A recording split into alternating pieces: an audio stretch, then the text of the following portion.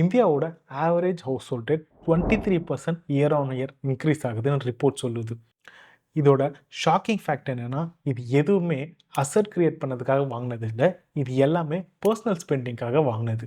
Most of the people இந்த டெட்டை reduce பண்ண try பண்ணாலும் அவங்க ஃபெயில் ஆகிறதுக்கான ரீசன் போதுமான இன்கம் இல்லாததுனால இல்லை, ஒரு ப்ராப்பரான டெட் ரிடக்ஷன் ஸ்ட்ராட்டஜி இல்லாததுனால தான்.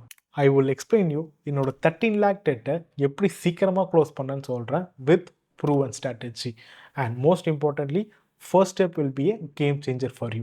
By end of this video உங்கள் டெட்டை எப்படி ஸ்ட்ராட்டஜிக்காக பிளான் பண்ணி சீக்கிரமாக க்ளோஸ் பண்ணலான்னு உங்களுக்கு ஒரு கிளியர் ஐடியா கிடைக்கும். இதை பற்றி நான் ஏன் பேசுகிறேன்னு பார்த்தீங்கன்னா, for all this years I have worked as a investment banking analyst with some of the top financial institutions.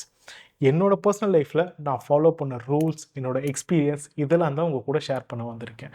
வாங்க வீடியோக்குள்ளே போகலாம். பீப்புள் மிஸ் பண்ணுற பிக்கஸ்ட் ரீசனை வச்சு ஃபஸ்ட்டு ஸ்டார்ட் பண்ணலாம், விச் இஸ் அவேர்னஸ். நம்மள நிறைய பேருக்கு குட் டெட்னா என்ன, பேட் டெட்னா என்னன்னு ஒரு கிளாரிட்டி இல்லை. நம்ம வாங்குகிற லோன் எல்லாமே சேம்னு நினச்சிட்டு இருக்காங்க. பட் ஃபேக்ட் என்னென்னா, நம்ம வாங்குகிற லோன் எல்லாமே சேம் கிடையாது. இன் மை ஏர்லி 20s என்னோட பர்சனல் ரீசனுக்காக நான் பேக் டு பேக் லோன் வாங்கினேன். நான் பண்ண பெரிய மிஸ்டேக் என்னென்னா, இது எல்லாமே ஹை இன்ட்ரெஸ்ட் ரேட். இந்த லோன்னால் எனக்கு எந்த ஒரு அசட்டும் க்ரியேட் ஆகல, மாறா இந்த லோன்னால் என்னோட சேலரி மட்டும்தான் ட்ரெயின் ஆகிட்டு இருந்தது. ஃபைனான்ஸ் ஃபீல்டில் கரியர் ஸ்டார்ட் பண்ணேன், பட் என்னோடய பர்சனல் ஃபைனான்ஸ்லேயே அப்போ எனக்கு ஒரு கண்ட்ரோல் இல்லை. அப்போ தான் எனக்கு புரிஞ்சுது, நம்ம லோன் வாங்குறதுல ப்ராப்ளம் இல்லை, என்ன டைப் ஆஃப் லோன் வாங்குறோன்றதுல தான் ப்ராப்ளம்.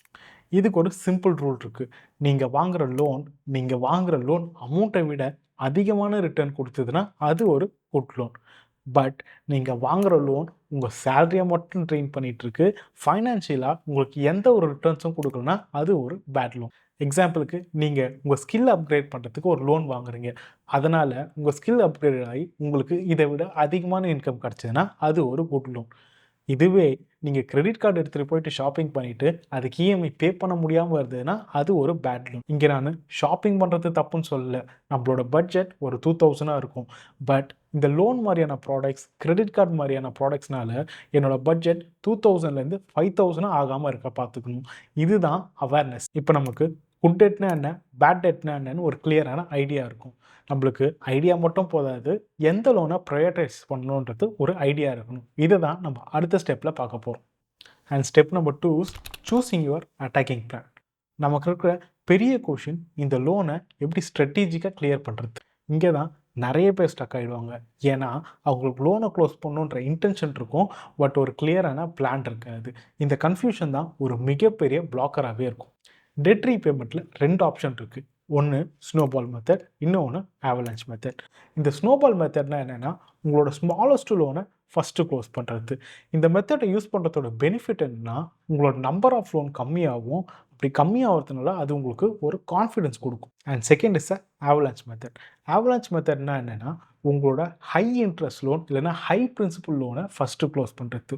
இந்த மெத்தடோட பெரிய பெனிஃபிட் என்னென்னா, இதில் நீங்கள் ஹை இன்ட்ரெஸ்ட், ஹை அமௌண்ட்டை க்ளோஸ் பண்ணுறதுனால உங்களுக்கு பெரிய இன்ட்ரெஸ்ட் அமௌண்ட் சேவ் ஆகும்.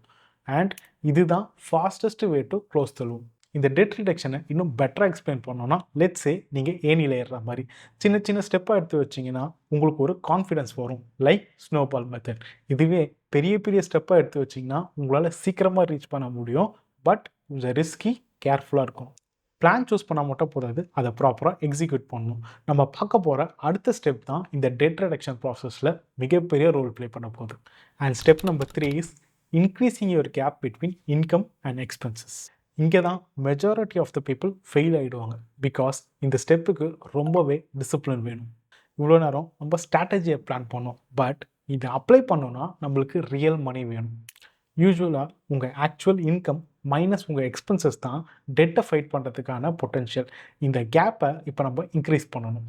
இந்த ஸ்டெப்பில் இருக்க மிகப்பெரிய ப்ராப்ளம் என்னென்னா, நம்மளுக்கு மந்த்லி வர சேல்ரி பேசிக் எக்ஸ்பென்சஸ், ரெண்ட், க்ராசரிஸ், இந்த மாதிரியான முக்கியமான விஷயத்துக்கே மொத்தமாக செலவாயிடும். இப்போது உங்கள் கேப்பை இன்க்ரீஸ் பண்ணணும். இதுக்கு இருக்கிற ஒரே ஆப்ஷன் உங்கள் அன்வான்ட் எக்ஸ்பென்சஸை கட் பண்ணணும். இதில் எது வாண்டட் எது அன்வான்ட்னு இதை நீங்கள் தான் முடிவு பண்ணணும். Because this is your life, your debt. நீங்கள் அன்வான்ட் எக்ஸ்பென்சஸாக நினச்சி சேர்த்து வச்ச மணியை டெட்டை ரெடியூஸ் பண்ண யூஸ் பண்ணுங்கள். இந்த மாதிரி பண்ணுறதுனால உங்கள் டெட் ரிடக்ஷன் ரொம்பவே ஃபாஸ்ட்டாக இருக்கும். இது உங்களை மோட்டிவேட் பண்ணும். அண்ட் மோஸ்ட் இம்பார்ட்டன்ட்லி, இது உங்களுக்கு ஒரு கான்ஃபிடென்ஸும் கொடுக்கும். இது ஒரு சின்ன பாயிண்ட் தான், பட் முக்கியமான பாயிண்ட்டு அடுத்து தான் வருது, which is increasing your income. நம்ம எக்ஸ்பென்சஸை கட் பண்ணால் மட்டும் போதுமா, நம்ம இன்கமையும் இன்க்ரீஸ் பண்ணணும். இருக்கிறதுலே இதுதான் ரொம்ப டஃபஸ்டான பார்ட். லாஸ்ட் ஸ்டெப்பில் நம்ம எப்படி எக்ஸ்பென்சஸை கட் பண்ணி அந்த அமௌண்ட்டை வச்சு லோன் க்ளோஸ் பண்ணுறதுன்னு பார்த்தோம்.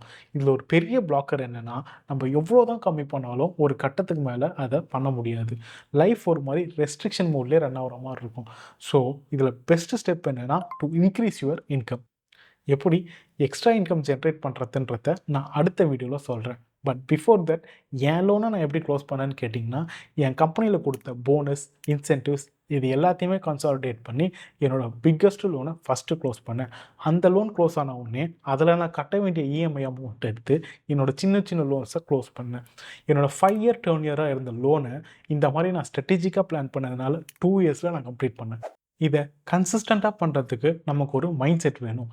இதை தான் நம்ம அடுத்த ஸ்டெப்பில் பார்க்க போகிறோம். And step 5 is turn debt into a game. டெட்டை ரீபே பண்ணுறது ஈஸியான்னு கேட்டிங்கன்னா, கேட்க ஈஸியாக தான் இருக்கும், பட் ரியல் லைஃப்பில் அது ரொம்பவே கஷ்டம். ஸ்லோவாகவும் போரிங்காகவும் இருக்கும். நீங்கள் டிசிப்ளினாக தான் ஸ்டார்ட் பண்ணுவீங்க, பட் ஃபியூ மந்த்ஸ்லேயே உங்கள் பேஷன்ஸ் லூஸ் ஆகிடும். ப்ராசஸ் லோனு தெரிஞ்ச உடனே உங்கள் மோட்டிவேஷனும் ஸ்டாப் ஆகிடும். இதுக்கு நம்ம டெட்டை கஷ்டமாக பார்க்கறதுக்கு பதிலாக இதை ஒரு கேம் மாதிரி பார்க்கலாம். ஈச் ஸ்மால் வின்ஸ்க்கு நீங்கள் உங்களையே ரிவார்ட் பண்ணிக்கலாம், பட் அந்த ரிவார்டு உங்களுக்கு புதுசாக ஒரு டெட்டை க்ரியேட் பண்ணக்கூடாது. இந்த மாதிரி இதை ஒரு கேமாக பார்க்கறதுனால டெட்டை நீங்கள் ஒரு ப்ரெஷராக பார்க்க மாட்டீங்க, இதை ஒரு சேலஞ்சாக பார்ப்பீங்க. ஸோ டு ரீகேப், ஸ்டெப் 1ல் குட் டெட்னா என்ன, பேட் டெட்னா என்னன்னு அவேர்னஸ் பார்த்தோம். ஸ்டெப் 2ல் ஸ்னோபால் மெத்தட் அண்ட் ஆவலான்ச் மெத்தடுக்கான ஸ்ட்ராட்டஜிஸ் பார்த்தோம். அண்ட் தேர்ட் ஸ்டெப்பில் இன்கம் கேப் எப்படி இன்க்ரீஸ் பண்ணுறதுன்னு பார்த்தோம். அண்ட் ஃபோர்த் ஸ்டெப்பில் உங்கள் இன்கம் எப்படி ஆக்சிலரேட் பண்ணுறதுன்னு பார்த்தோம். அண்ட் 5th ஸ்டெப்பில் இதை ஒரு கேமாக கன்வெர்ட் பண்ணணும். டெட்டை ரீபே பண்ணுறது மணி மேட்ரு மட்டும் இல்லை, control, peace and confidence related matter. All the best on clearing your dead.